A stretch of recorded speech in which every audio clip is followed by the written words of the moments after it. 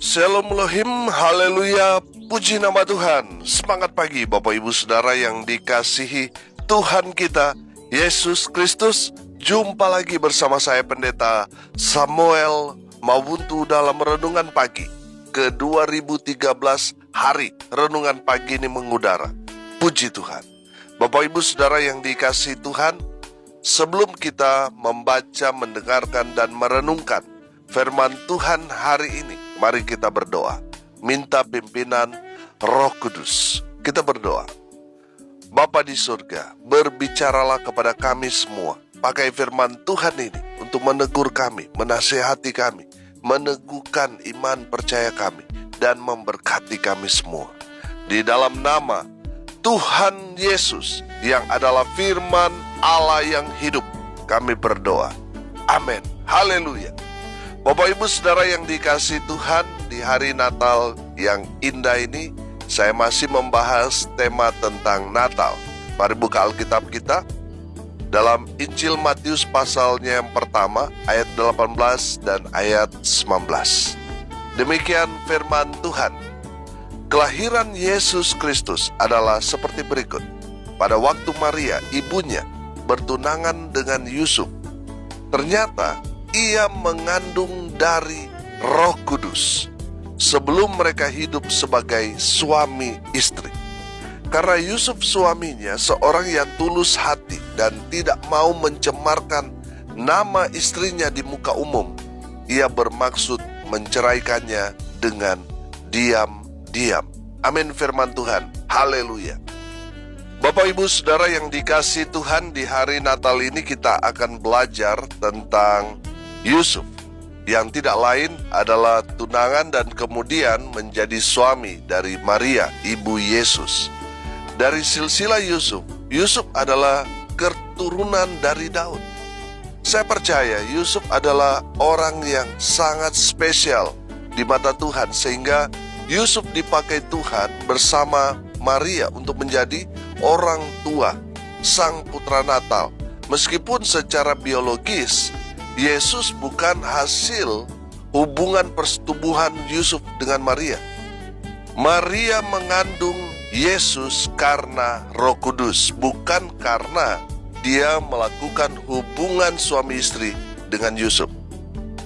Jadi jelas bahwa Maria mengandung karena Roh Kudus.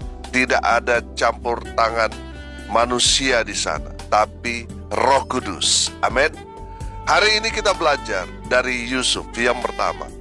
Yusuf seorang yang hidup dalam kekudusan.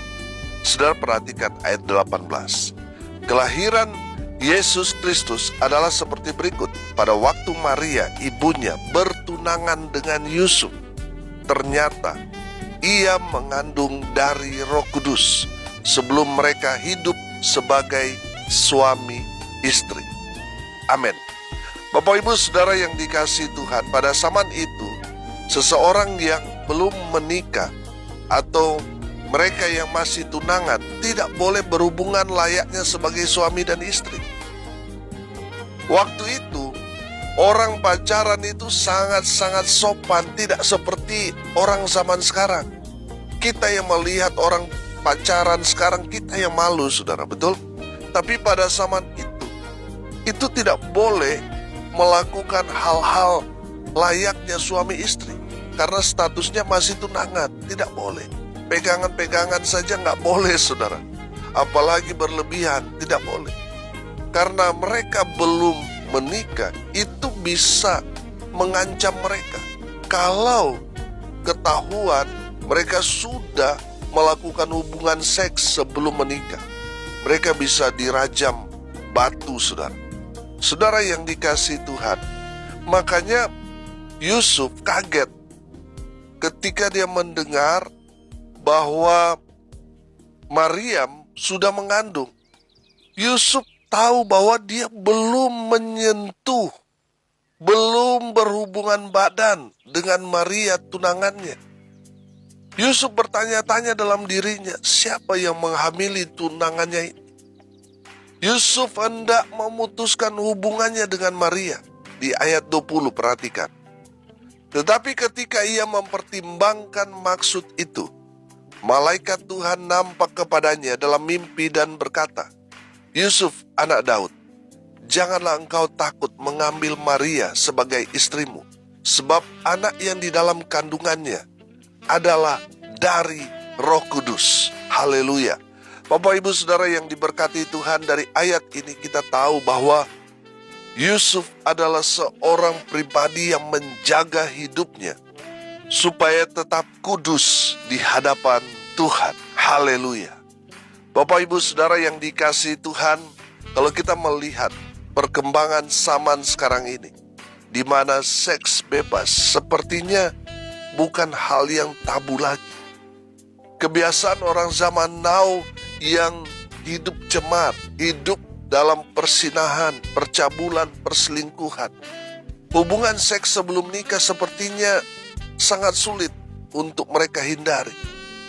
Sehingga di akhir-akhir zaman ini sangat sulit untuk mencari orang-orang yang hidup dalam kekudusan. Saudara, dengar ini baik-baik. Kita orang percaya, kita harus hidup berbeda dengan orang-orang dunia yang hidup dalam kegelapan, hidup dalam dosa cemar. Kita harus hidup dalam terang Tuhan. Kita harus hidup dalam kekudusan. Amin.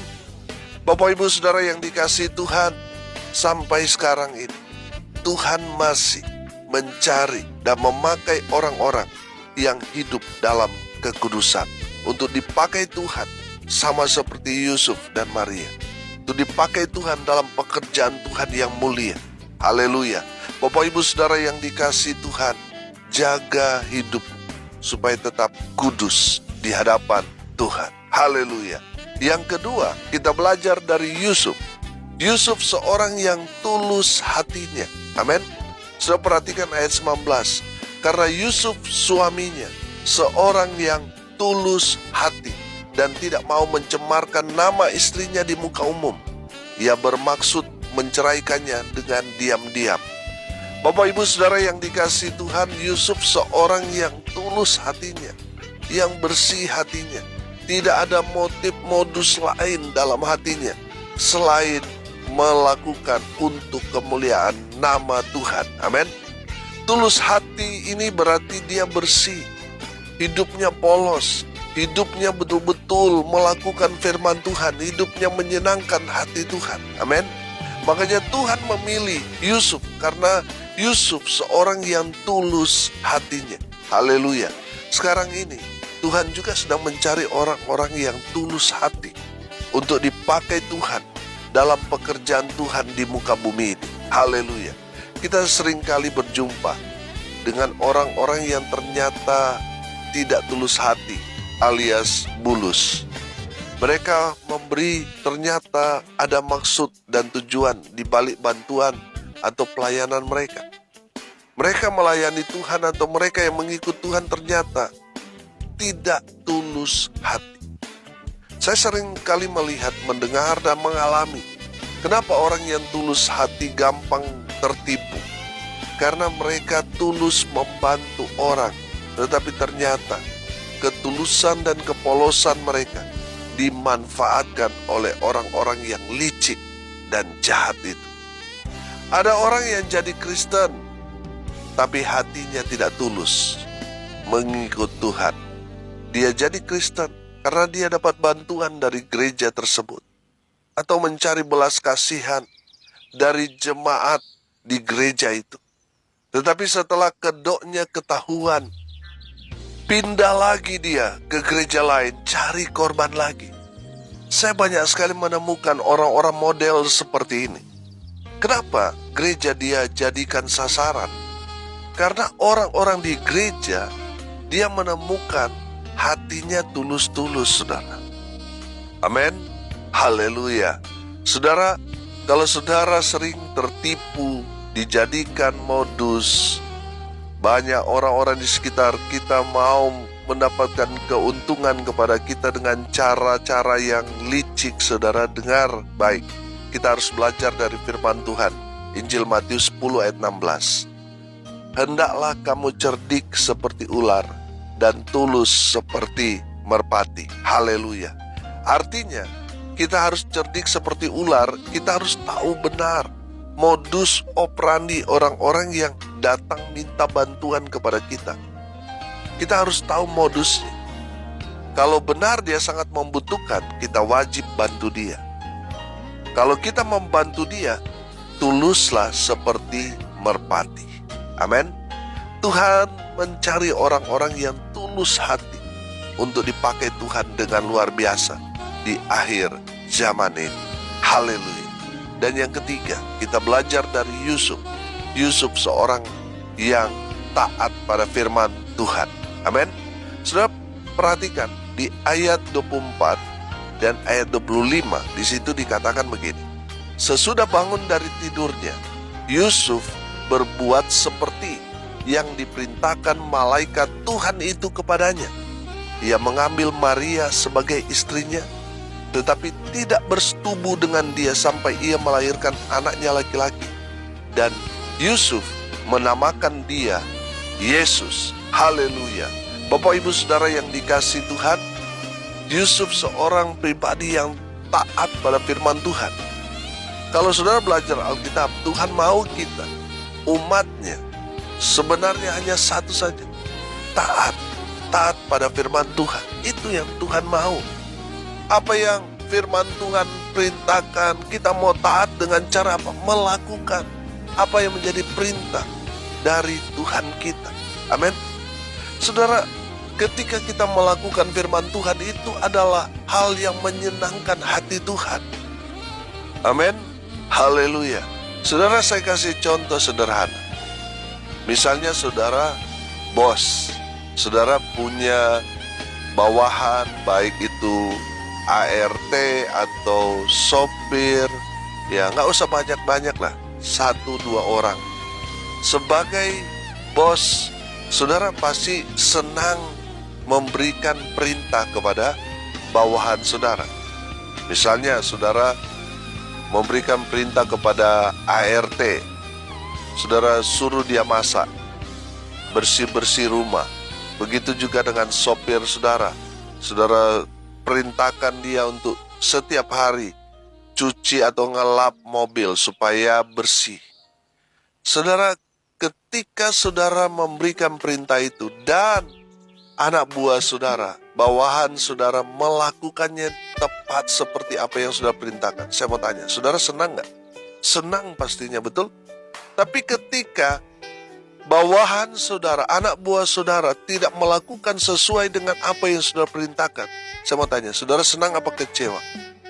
Pasti saudara kecewa. Pasti saudara marah. Karena apa yang saudara sudah perintahkan tidak mereka lakukan. Saudara pasti marah, kecewa saudara.